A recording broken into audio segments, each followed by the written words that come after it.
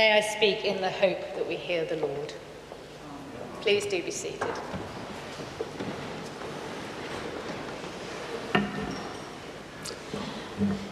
I spent last week visiting my family in Cornwall.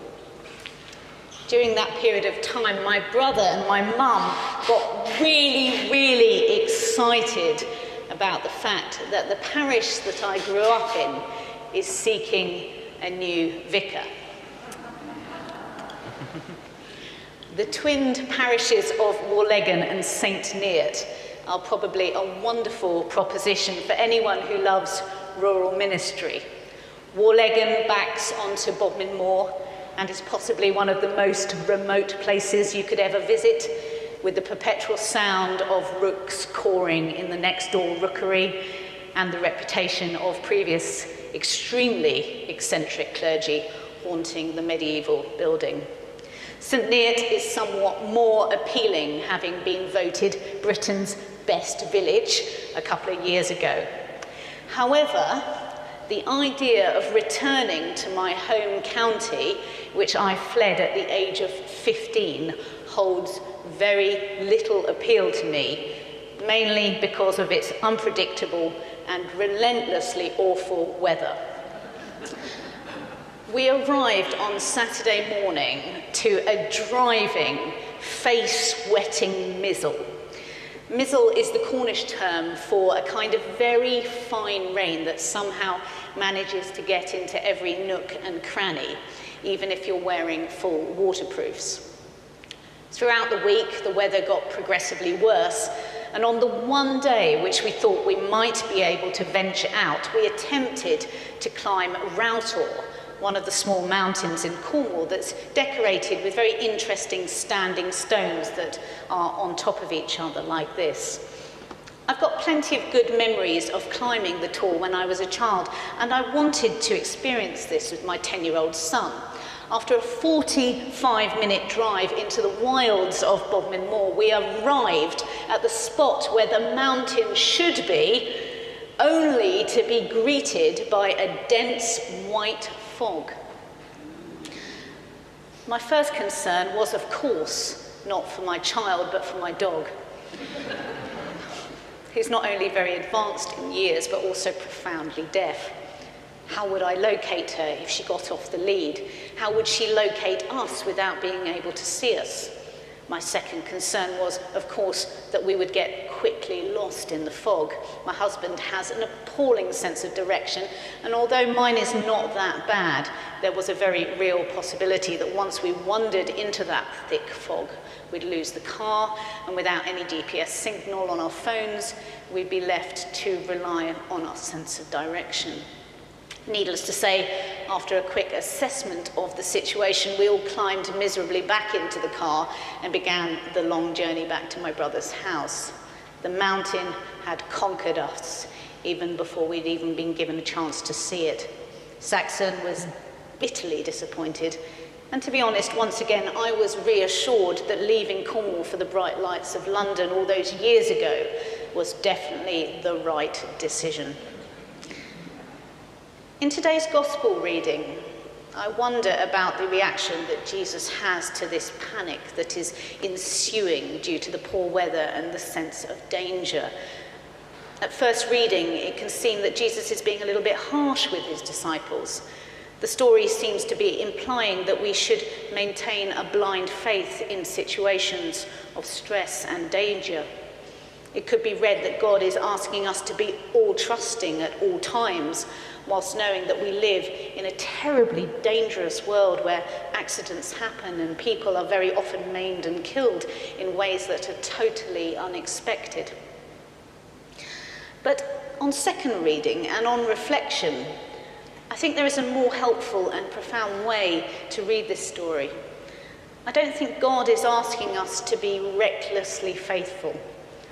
I hope that we all know that we cannot take a leap of faith from the top of a skyscraper and expect God to catch us on the way down. The cold, hard reality of the pavement below is the only thing that will greet us, and possibly a professional clean-up team. I think we're called to make sensible decisions about our well-being and not to take undue risks. I think the point is that when the poo does hit the pan, if we reach out to him before crisis truly takes hold, the boat is more likely to steady and it will speed the bailout. However, and you will have heard me say this before, as Christians, we are not called to play it safe. There is a sort of recklessness in what we are called to do, which is much more complicated and perhaps in some ways more frightening in the long term. And that is to proclaim the risen Christ. This second reading that we had today is definitely a reading that this church needs to hear, and God has proclaimed that to us because it was also the same reading we had last week. People so often say to me that they recognize the historic Jesus to be a great teacher, to have been a great human being, and what they can't get their head around is the idea that he rose from the dead.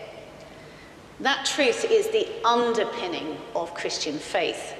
It's really the main point, the main issue of belief. That recklessness of belief without proof is what it is to be a Christian.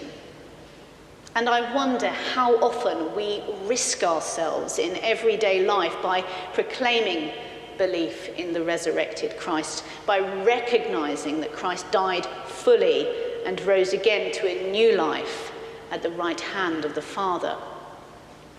In his letter to the Corinthians, Paul reminds us that without the resurrection, the Christian faith is an empty vessel. The weather continued to worsen throughout the week in Cornwall when Storm Eunice decided to wreak havoc throughout the county. On Friday morning, half the tiles on my brother's roof blew off, and an enormous beech tree, which is about the same size as this church, fell across the river, landing in the middle of his garden. Electricity was cut off throughout the valley, and a very cold snap settled in with bursts of hailstones and torrential rain. Of course, it's always rained a lot in Cornwall, but I think we all recognise we are beginning to see the effects of climate change in this county and in this country.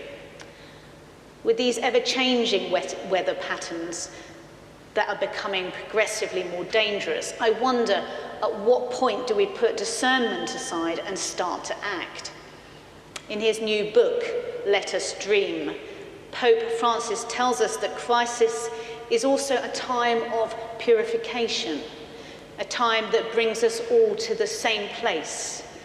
And now we are all in the same place, standing together, facing the destruction of the ecosystem and ultimately humankind. We can feel distanced from God as the boats of our lives are swamped, as we desperately try to bail ourselves out of whatever terrible situation we're experiencing. But it is Jesus Christ who will calm those storms for us if we are able to cry out to him. We are not good at asking. Even the disciples who were sitting in the same boat as Jesus struggled to recognize him for who he was and to be faithful enough to know that they were safe, even though that he was asleep and the boat was filling with water.